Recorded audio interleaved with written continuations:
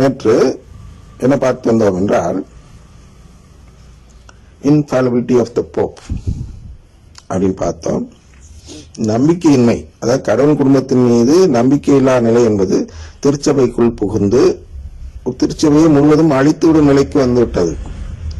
திருச்சபை எப்படி அழிப்பாங்கன்னா, போய் கடப்பாறை எடுத்துட்டு இடிக்க மாட்டாங்க. திருச்சபை நம்பிக்கையை இழந்து வந்தால் அது அழிந்து வருகிறது. அப்ப டெய்லி ஒரு கணக்கு எடுக்கிறோம்.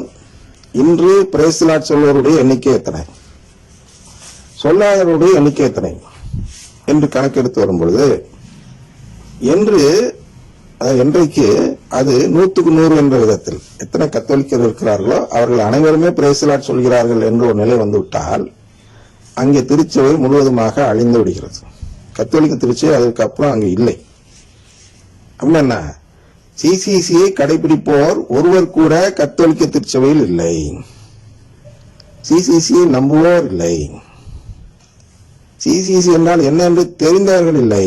இதெல்லாம் இருந்துச்சுன்னா திருச்சபை இல்லை. திருச்சபையுடைய கட்டமைப்பு தான் சிசிசி. இதை நம்பினால் திருச்சபையில் இருக்கிறாய். இதை நம்பாமல் என்னதான் செஞ்சினாலும் நீ திருச்சபையில் இல்லை. அப்ப அந்த தான் வெளியில தெரியாம உள்ளுக்குள்ளரே அழிச்சிட்டு வர சாத்தான். அதான் புகை, சாத்தானின் புகை என்று சொல்கிறார்கள் பாத்திமா மாதா. சாத்தானின் புகை என்னன்னா அது விஷப்புகை. விஷப்புகை என்னன்னா கண்ணுக்கு தெரியாது, ஆனால் அதை சுவாசிச்சால் இறந்து விடுவோம் அல்லவா? அது போன்றுதான் இந்த பிரேஸ் தி லார்ட். இது ஒரு விஷப்புகை போன்றது. இதை பயன்படுத்துவோர் அனைவரும் இறந்து விடுகிறார்கள் ஆன்ம நிலையில், ஆன்ம சாவு. அது எப்படி இறந்துறாங்க? திருப்பி அப்பப்ப ஞாபகத்தணும். ஏன்னா அவன் கடவுளுக்கு உறவு வேண்டாம் என்று சொல்லிவிட்டால் அவர்கள் இறந்து விடுகிறார்கள். ஆதாம் ஏவாள் அப்படித்தான் இறந்து போனார்கள். சாவுத்தரும் கனி என்பது கடவுளின் உறவை முறித்துக் கொள்ளும் செயலை செய்யும் ஒரு அடையாள உருவக கனி. அப்ப அந்த செயலை அவர்கள் செய்தார்கள். கடவுளின் உறவு வேண்டாம் என்ற சொன்ன செயலை செய்ததால் அவர்களுடைய ஆன்மா அன்றே இறந்து விட்டது. இது உண்ணும் நாளில் சாகவே சாவாய். உண்ணும் நாளில் அப்படின்னா அன்னைக்கே எங்க செத்து போனாங்க, செத்து கீழே உள்ளே அப்படின்னு நாமெல்லாம் யோசிச்சிருப்போம். அதுதான் ஆன்ம சாவு. அதுதான் நமக்கும். நாம் பிரேஸ் தி லார்ட் சொல்லும் நாளில் நாம் சாகவே சாவோம். அப்படின்னா உறவு வேணான்னு சொல்லிட்டாக்கா அன்னைக்கே வேணாம், ஆன்ம சாவு. ஏவாள் செய்த அதே செயலை நாமும் செய்கிறோம். அது உண்பதற்கு சுவையாகவும் பார்ப்பதற்கு களிப்பூட்டுவதாக இப்படி நன்மையாக தான் இருந்துச்சு, நல்ல விதமாக தான் இருந்துச்சு. தங்க எழுத்துள்ள பழமாக தான் அது இருந்தது, சாவுத்தரும் கனி. ஆனால் புசித்ததும் என்ன நடந்தது? ஆன்மா மீட்பை இழந்தது. அதுபோன்றுதான் பிரேஸ் தி லார்ட். ஆனால் கேளுங்கள் கொடுக்கப்படும் என்ற அந்த தலைப்பில் பார்த்துட்டு இருக்கிறோம். பிரேஸ் தி லார்ட் என்பது என்ன செய்கிறது? நான் கேட்கவில்லை என்று சொல்லும் செயலாக இருக்கிறது. அதனால் எனக்கு வேண்டாம் ஆண்டவரே என்று சொல்லக்கூடிய செயலாக இருக்கிறது என்று பார்க்கிறோம். எனவே மீண்டும் அதை வாசித்து தொடர்கிறேன்.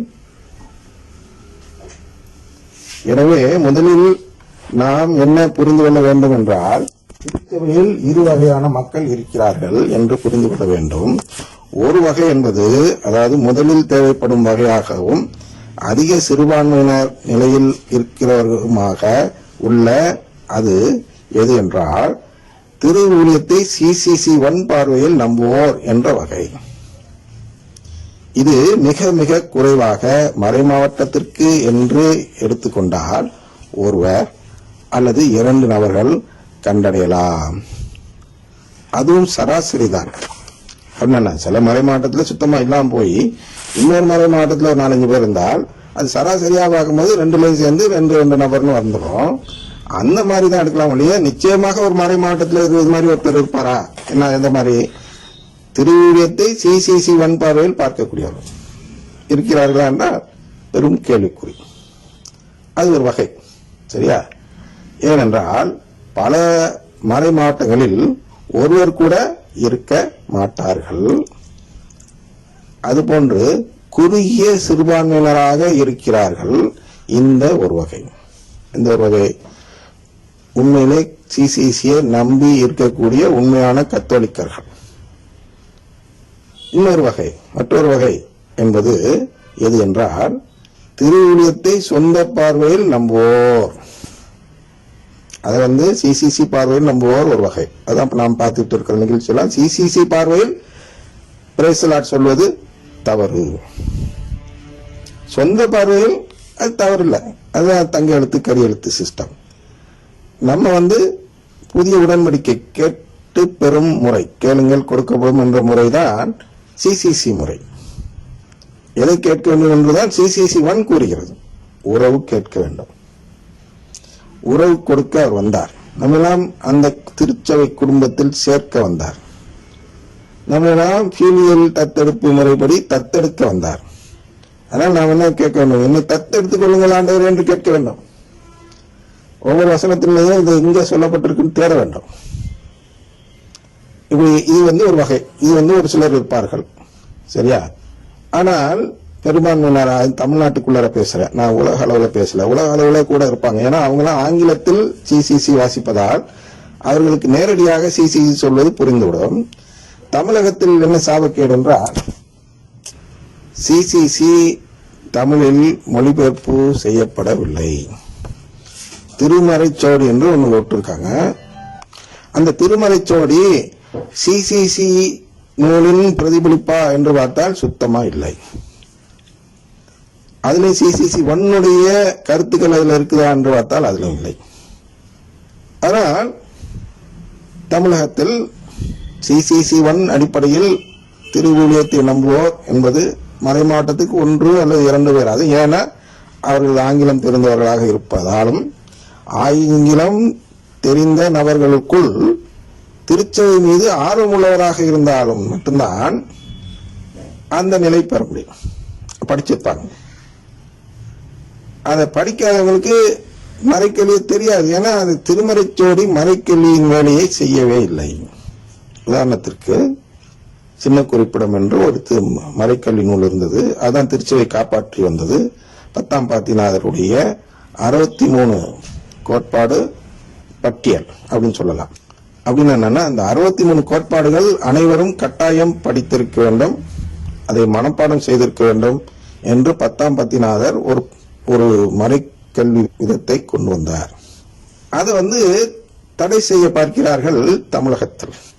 என்ன சொல்லி தடை செய்கிறார்கள் என்றால், இந்த வார்த்தையெல்லாம் ரொம்ப பழமையான வார்த்தை, இது யாருக்கும் புரியவில்லை, ஆனால் இனிமேல் சின்ன குறிப்பிடம் அச்சிடப்படக்கூடாது அப்படின்னு தடை செய்வதற்கு அவங்க சொல்லும் காரணம் என்னவென்றால், எது என்றால், மனப்பாடம் செய்வதை விட புரிந்து கொள்வதுதான் முக்கியம் அப்படின்னு சொல்றாங்க.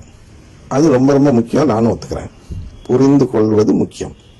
மத்தேயு 13:10-15 வாசித்தால், இந்த புரிந்து கொள்ளாதவர்கள் கடவுளால் குணப்படுத்தப்படாமல் இருக்கிறார்கள் என்ற கருத்தை வெளிப்படுத்துகிறார். புரிந்து கொள்ளக்கூடாது என்பதற்காக தான், மற்றவர்கள் புரிந்து கொள்ளக்கூடாது என்பதற்காக தான் நான் ஓமைகள் வாயிலாக பேசுகிறேன் என்று சொல்கிறார். அந்த அளவு புரிந்து கொள்வது என்பது முக்கியம், அதில் எந்த தவறும் இல்லை. ஆனால் எது இங்கே தவறாக மாறுகிறது என்றால், சின்ன குறிப்பிடத்தை தடை செய்வதற்கு முன்பு, தடைதான், அது தடை இல்லை என்று சொல்வார்கள், அது தடை தானே, ஏதோ ஒன்று சொல்லி நிறுத்திட்டீங்கன்னா தடை தானே.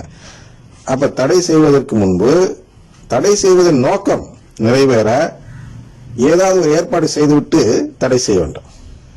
அப்படின்னா நோக்கம் என்ன? புரிந்து கொள்ள. இப்ப புரிந்து கொள்வதற்காக புரிந்து கொள்ளும் விதத்தில் ஏதேனும் ஒரு மறைக்கல்வி நூல் வெளியிட்டு இருக்கிறீர்களா? அந்த மாதிரியான ஒரு மறைக்கல்வி நூலை வெளியிட்ட பிறகு என்ன செய்ய வேண்டும் என்றால், சின்ன குறிப்பிடத்தை நிறுத்த வேண்டும். திருமறைச்சோடி என்பது விளக்கம் தருகிறதா? சிசிசிக்கான கேள்விகளுக்கு திருமறைச்சோடியில் விளக்கம் இருக்கிறதா? இல்லையே. விளக்க வேண்டும். அதை விளங்காதனால தானே அந்த மறைக்கல்வி ஆசிரியர் இன்னமும் தங்க எழுத்து கரி எழுத்து. புரிந்து கொண்டால் தங்க எழுத்து கரி எழுத்து சீன்ல இல்ல. புரிஞ்சிக்காத அடையாளம் தான் தங்க எழுத்து கரி எழுத்து. ஆனால் திருவிழியத்தை சொந்த பார்வையில் நம்புவராக அனைவரையும் மாற்றிவிட்டார்கள் தமிழகத்தில். இல்ல சொந்தமா தான் அவன் இஷ்டத்துக்கு திருவிழியம் படிக்கிறான். அவன் கைட் பண்றதுக்கு ஒரு மறைக்கல்வி நூல் இல்லை. அதனால அவனுக்கு என்ன சொந்தமா தோன்றுறது அதை எடுக்கிறான். அது ஊனியல்பு நாட்டமாகவே அமைகிறது. அடுத்து நாளை பார்ப்போம்.